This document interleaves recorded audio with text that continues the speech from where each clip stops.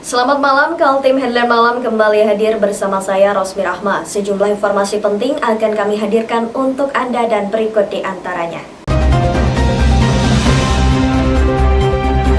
Kita awali Headline Malam edisi kali ini. Operasi Zebra Mahakam mulai dilaksanakan jajaran polisi lalu lintas Polresta Kota Samarinda. Salah satu target operasi Zebra ada di depan terminal Sungai Kunjang. Namun, pihak kepolisian lebih mengedepankan tindakan persuasif dan edukatif. Agak berbeda dengan operasi Zebra Mahakam sebelumnya. Pada masa pandemi COVID-19, jajaran Polresta Kota Samarinda lebih mengutamakan mendisiplinkan warga pengendara kendaraan. Para sopir dan pengendara sepeda motor diberikan edukasi terkait penggunaan safety belt, larangan menelpon sambil mengemudi hingga memakai masker sebagai bentuk mencegah peredaran virus corona. Operasi Zebra Mahakam sudah dimulai 26 Oktober dan berlangsung 2 minggu hingga 8 November. Namun, di balik aksi pendisiplinan pengendaraan kendaraan bermotor, disisipkan juga kegiatan sosial seperti membagi masker dan penyemprotan disinfektan pada kendaraan-kendaraan. Di Terminal Sungai Kunjang Samarinda, jajaran Satlantas Polresta Samarinda bersama relawan melakukan penyemprotan terhadap bis angkutan luar kota. Penyemprotan disinfektan mulai dari bagian luar mobil hingga di dalam mobil. Kegiatan sosial lainnya berupa tes urin, ini untuk mengetahui secara acak bagaimana kecenderungan pengendara, apakah ada yang memakai narkoba. Dari 15 sampling yang dites urinnya, kata Kasat Lantas Polresta Samarinda Kompol Ramadhanil, semuanya negatif. Operasi Zebra Mahakam 2020, yang mana untuk operasi Zebra kali ini kami dari kepolisian lebih memfokuskan terhadap kegiatan preemptif dan preventif guna menekan angka kecelakaan lalu lintas maupun penyebaran COVID-19. Nah, kayak sekarang di Terminal Sungai Kunjang, kami dari Satlantas Polresta Samarinda bekerjasama dengan Dinas Perhubungan dan relawan-relawan yang ada di Kota Samarinda ini melaksanakan kegiatan preventif guna menekan angka kecelakaan lalu lintas dan penyebaran COVID-19, yang mana kami melaksanakan kegiatan pengecekan kesehatan bagi sopir-sopir angkutan umum, sekaligus kita juga melaksanakan pengecekan urin secara sampling kepada sopir-sopir apakah ada yang terindikasi pengguna narkoba.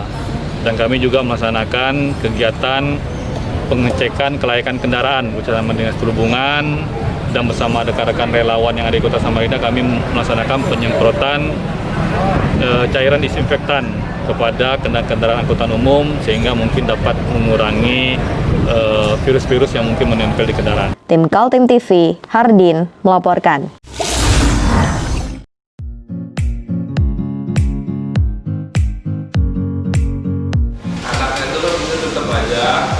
Cara mudah beriklan digital di Kaltim TV.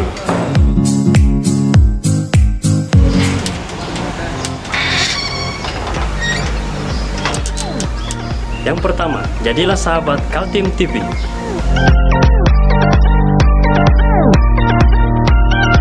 Dengan Rp1.000.000, para sahabat mendapat 20 kali tayang di slot berita kamu.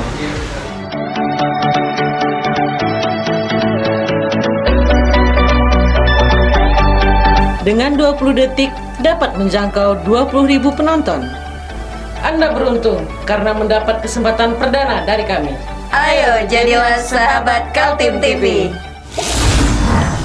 Di masa pandemi muncul layanan pijat bayi dengan penerapan protokol kesehatan. Satu ruangan hanya 3 bayi yang dilayani dan tetap menjaga jarak aman. Pijat bayi dengan menerapkan protokol kesehatan dengan menggunakan masker dan face shield untuk menghindari penyebaran COVID-19 di Kota Balikpapan. Para bayi dan ibunya ini harus mengikuti aturan terkait protokol kesehatan yang diterapkan oleh pemilik spa bayi, dari mencuci tangan hingga mengisi formulir untuk mengetahui kesehatan pengunjung. Lantaran tidak sedikit pengunjung yang datang setiap harinya membawa bayinya untuk dipijat. Petugas yang melakukan pemijatan bayi juga sudah memiliki surat kesehatan dan setiap bulannya melakukan tes cepat atau rapid test. Jika pengunjung dari luar daerah, pemilik spa bayi menolak sebelum melakukan isolasi mandiri. Kemudian Kalau dari segi customer, biasanya kami melakukan screening.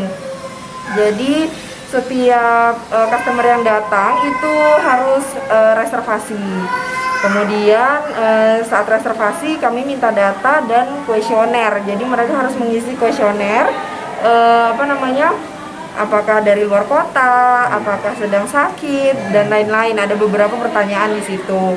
Nah, kalau memang ada yang tidak memenuhi syarat, misalnya dari luar kotanya itu contohnya yang kayak dari Jakarta, Surabaya, daerah-daerah yang seperti itu, kota-kota seperti itu, biasanya kami sarankan untuk isolasi mandiri dulu, setelah itu baru datang. Jadi kami tidak segan-segan untuk menolak sebenarnya, karena ya itu tadi, demi menjaga ya, saling menjaga, karena bukan hanya dari kami ke bayinya, tapi juga dari customer ke kami gitu.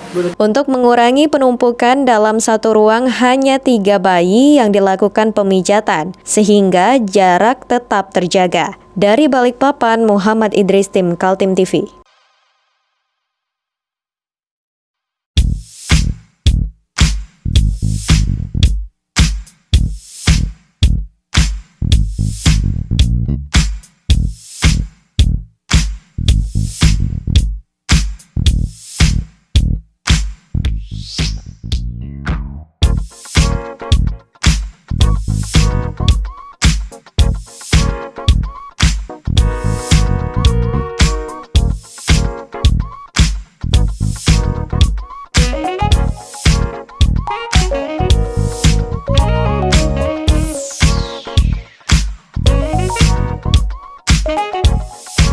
Separuh Jalan Jenderal Sudirman ditutup lantaran pekerjaan parit. Petugas lalu lintas Polresta Balikpapan mengatur jalannya arus lalu lintas agar tidak terjadi kemacetan. Separuh Jalan Jenderal Sudirman harus ditutup sebagian lantaran adanya pekerjaan parit yang dilakukan oleh Dinas Pekerjaan Umum Kota Balikpapan. Pembuatan parit ini mulai dikerjakan pada Rabu malam Kamis. Untuk arus lalu lintas, Satlantas Polresta Balikpapan menempatkan personilnya untuk mengatur jalannya lalu lintas di saat jam-jam padat kerja, sehingga tidak terjadi kemacetan. Namun, jika terjadi penumpukan arus lalu lintas, maka arus lalu lintas dialihkan. Pekerjaan drainase ini ditarget selama 30 hari dan dikerjakan pada malam hari pada pukul 22.00 hingga pukul 5 subuh. Pekerjaan dilakukan malam hari lantaran adanya penggunaan alat berat. Dengan pengerjaan gorong-gorong atau drainase di Jalan Jenderal Sudirman, ini sudah dimulai dari tadi malam ya. Jadi dari malam sudah dilakukan pembongkaran di median jalan, khususnya di Jalan Jenderal Sudirman APT Pranoto ini. Ini salah satu kegiatan dari Dinas PU Kota Balikpapan untuk melakukan pembuatan drainase di wilayah sekitar Jalan Jenderal Sudirman. Di sini untuk setelah kita melakukan koordinasi dengan pihak terkait atau dari Dinas Perhubungan sendiri, estimasi pengerjaan selama 30 hari ke depan. Namun kami juga sudah melakukan upaya-upaya mengantisipasi apabila terjadi kepadatan arus. Untuk pekerjaan sendiri juga sudah kita koordinasikan dilaksanakan atau dikerjakan pada saat malam hari, jadi tidak mengganggu arus lalu lintas maupun keselamatan, karena ada alat berat yang harus digunakan untuk melakukan pembongkaran beberapa median untuk meneruskan lubang atau gorong-gorong drainase mulai dari belakang Polres sampai dengan nanti ke arah ke laut ya. Satlantas Polresta Balikpapan terus melakukan pengaturan lalu lintas hingga arus lalu lintas sepi. Dari Balikpapan, Muhammad Idris, tim Kaltim TV. Mari kita memerangi virus corona dengan mematuhi imbauan pemerintah, stay at home. Narkotika jenis sabu-sabu sebanyak 1,2 kg dimusnahkan. Sabu-sabu ini berasal dari 11 orang pelaku kasus narkoba. Satuan Reserse Narkoba Polresta Balikpapan pada Rabu pagi memusnahkan barang bukti berupa sabu-sabu seberat 1,2 kg dari 11 orang tersangka sepanjang bulan Agustus, September, dan Oktober 2020. Pemusnahan yang dilakukan di ruang rapat utama dihadiri oleh para tersangka, kuasa hukum, dan Kejaksaan Negeri Balikpapan. Satu persatu barang bukti sabu-sabu ini dimasukkan di dalam wadah plastik yang berisi air panas dan dilarutkan sehingga bercampur dengan air. Usai pemusnahan secara keseluruhan, air larutan ini kemudian dibuang ke dalam lubang toilet yang dibawa oleh tersangka. Pemusnahan barang bukti sabu hari ini, kalau kita hitung ada 8 kasus. Total tersangka berapa tuh? Untuk total tersangkanya ada 11. Untuk jumlah poketnya ada 68 poket. Kita musnahkan sebanyak 1.217,43 gram. Kasus ini terjadi dari Agustus sampai dengan Oktober, dan bahkan yang baru saja terjadi beberapa hari yang lalu sudah kita musnahkan. Karena untuk musnahan ini juga koordinasi dengan pihak kejaksaan, berapa yang disisihkan, kemudian berapa yang dimusnahkan. Semua sudah kita laksanakan dan koordinasi, dan tadi masing-masing penyidik telah menandatangani berita acara bersama dengan kejaksaan. Dan juga Ya, ketika tadi kita sudah melihat pemusnahan barang bukti ya di Polres Balikpapan, yang intinya barang bukti diakui oleh klien kami, dan kami nanti kalau masalah pembelaan kami akan persidangan nanti. Persidangan kapan akan? Persidangan kami menunggu dari penyidik dulu tahap 2. Ada berapa orang Yang kami dampingi itu ada sekitar 8 orang. 8 orang ya? Peredaran narkoba jenis sabu-sabu di Balikpapan masih terus terjadi. Kepolisian berharap adanya kerjasama dengan masyarakat sehingga peredaran gelap narkoba bisa diminimalisir. Dari Balikpapan, Muhammad Idris, tim Kaltim TV.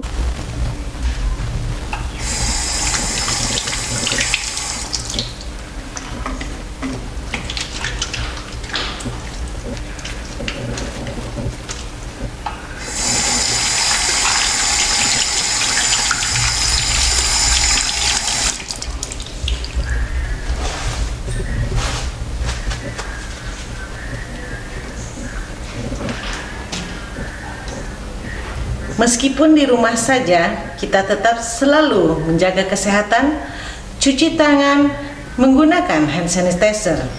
Ingat, mulailah dari diri sendiri. Satuan Tugas Penanganan COVID-19 memberikan izin dibukanya kembali bioskop di Kota Balikpapan. Namun beberapa aturan harus diterapkan oleh pengelola bioskop. Gugus Tugas COVID-19 Kota Balikpapan memberikan izin untuk dibukanya kembali bioskop yang ada di Balikpapan per Rabu 14 Oktober 2020 yang dituangkan dalam Surat Edaran Nomor 440/532 yang ditandatangani Wali Kota Balikpapan selaku Ketua Satuan Tugas Penanganan COVID-19 di Kota Balikpapan. Dalam surat edaran yang dibacakan oleh Wali Kota Balikpapan pada penyampaian perkembangan penanganan COVID-19 di halaman Pemkot Balikpapan, ada beberapa hal yang harus dipatuhi oleh pengelola bioskop, yakni tidak melakukan aktivitas makan dan minum selama di ruang teater, pemesanan tiket melalui online, memberikan tanda jarak di kursi, menjaga kebersihan filter AC, film hanya dibatasi 2 jam, dan jumlah maksimal penonton hanya 50%. Bioskop Pak, gimana Pak? Aturan ketatnya gimana Pak? Kenapa? Ya, aturannya seperti apa Pak nanti Pak? Dia kan bioskop kan sudah pernah simulasi. Jadi sekarang dibuka dengan catatan pertama kapasitasnya hanya 50% dari kapasitas bioskop. Ya, kedua yang kursinya harus diberi tanda kali yang tidak boleh didudukin. Kemudian tidak boleh ada pemesanan makanan dan minuman di dalam bioskopnya. Ya, kemudian AC-nya harus dijaga filternya dan filmnya tidak boleh lebih dari 2 jam gitu. Dan itu kapan mulai beroperasi Pak? Dibatasi juga Pak, kalau filmnya 2 jam. Kenapa? Kalau filmnya cuma boleh 2 jam berarti operasional nggak boleh. Operasional bioskop nggak boleh sampai malam atau bagaimana? Itu kan sekali putar. Berapa kali putar Pak? Kalau untuk bioskop nanti Pak, katanya kan kemarin sempat 3 kali dalam sehari Pak. Iya, tapi kan ya 3 kali, hanya nanti dilakukan pembersihannya sebelum di putaran yang kedua harus dilakukan lagi penyemprotan dan sebagainya. Berarti tetap dibatasi 3 kali Pak dalam sehari? Iya. Pak, berarti kapan mulai berlaku Pak? Hari ini. Penerapan disiplin protokol kesehatan di bioskop ini dilakukan untuk mencegah penyebaran COVID-19. Selain itu juga untuk menghidupkan kembali roda ekonomi Balikpapan. Dari Balikpapan, Muhammad Idris, tim Kaltim TV.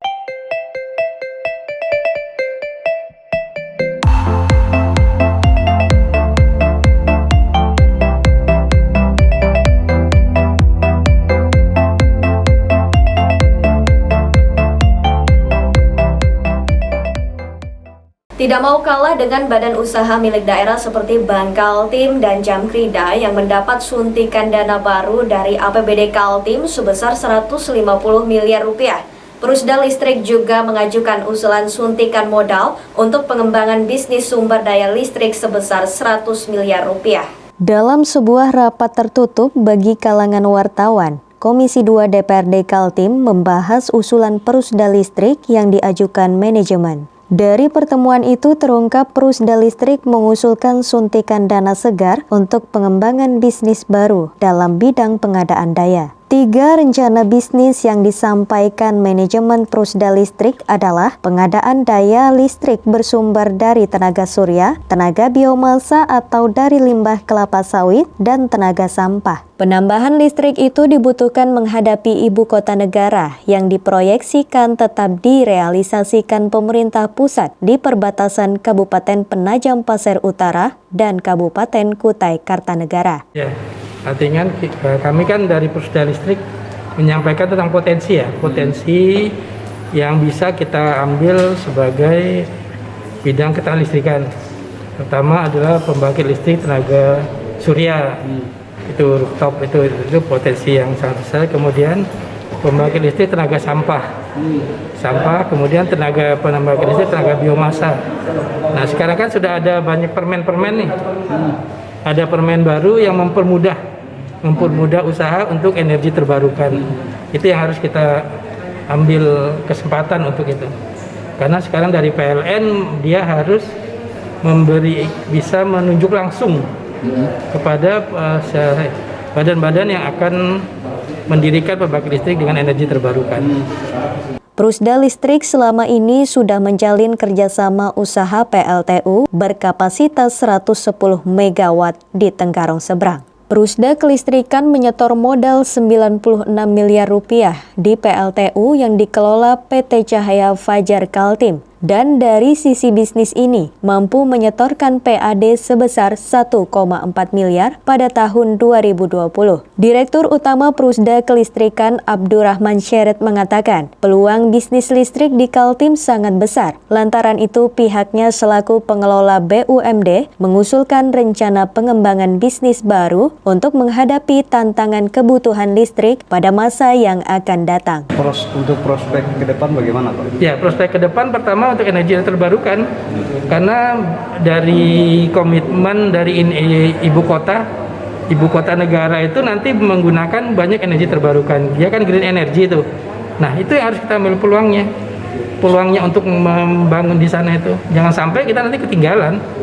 Sudah berapa lama dirancang? Kenapa? Sudah berapa lama dirancang ini? Sebenarnya kalau PLTBM ini kita udah biomasa ini kita udah 2 tahun merancangnya. Biomasa ini cuman kendala kita adalah limbah yang dari sawit, hasil perkebunan sawit tidak boleh keluar dari lokasi. Nah, sementara kita kan akan memanfaatkan limbah itu kan. Nah, itu yang belum kita dapat jalan keluarnya lah. Prusda Kelistrikan optimis rencana bisnis yang disampaikan ke Komisi 2 DPRD Kaltim mendapat apresiasi positif lantaran dari sisi prospek cukup menjanjikan. Tim Kaltim TV, Heriman dan Hardin melaporkan.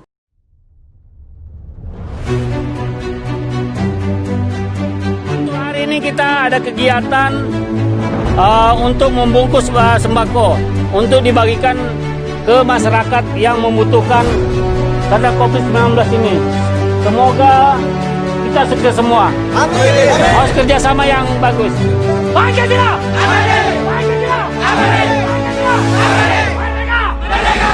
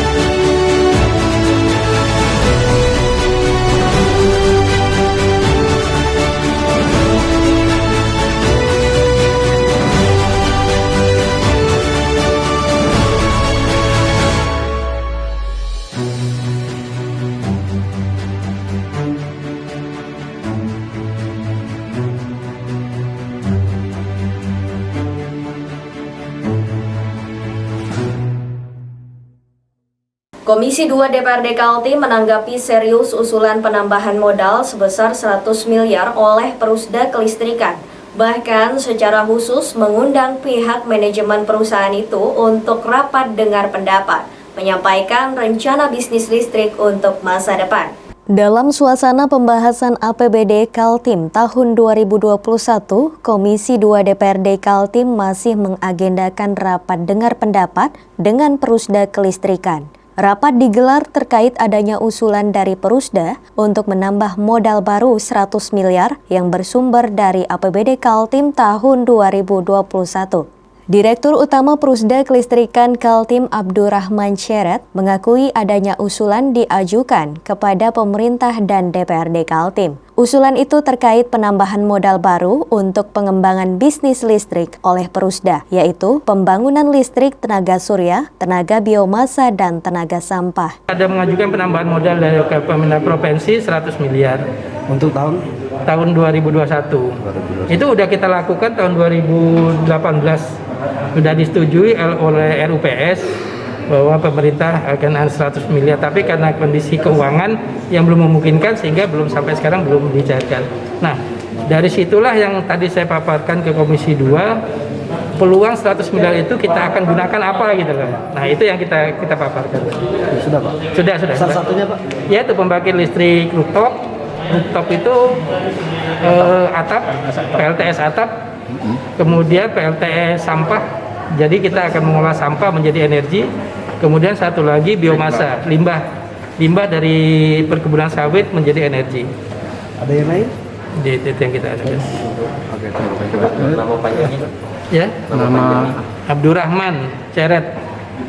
Abdurrahman. Ketua Komisi 2 DPRD Kaltim Feridiana Hurakwang mengakui adanya usulan penyertaan modal baru. Dari pertemuan itu diperoleh informasi ada keinginan Perusda Kelistrikan mengembangkan usaha pengadaan listrik karena kebutuhan sangat tinggi. Feridiana menjelaskan, manajemen Perusda Kelistrikan memaparkan dari penambahan modal 100 miliar akan mendapatkan dividen ke kas daerah sekitar 4 miliar per tahun. Tahun 2020, Perusda Kelistrikan mengembangkan bisnis tenaga surya untuk memenuhi kebutuhan perkantoran pemerintah di Kaltim. Rencananya dipasang 200 panel tenaga surya dan diharapkan menjadi pilot project kepada masyarakat untuk pengembangan pemanfaatan tenaga surya.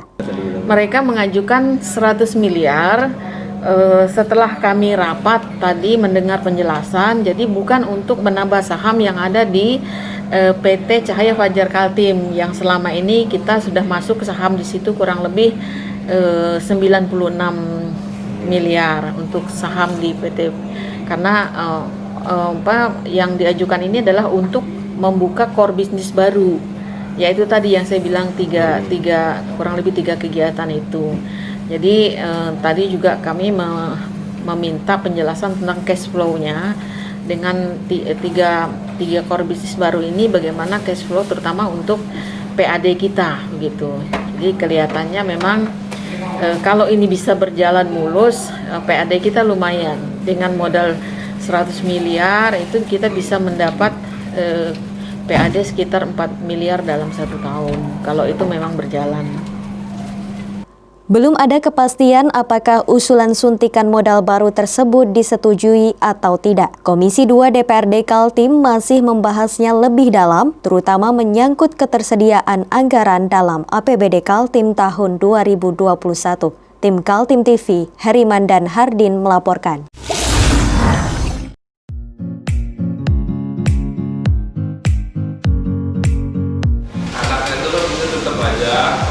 Cara mudah beriklan digital di Kaltim TV.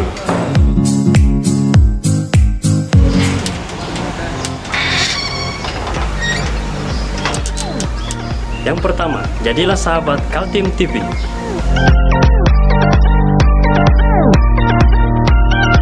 Dengan Rp1 juta, para sahabat mendapat 20 kali tayang di slot berita kamu.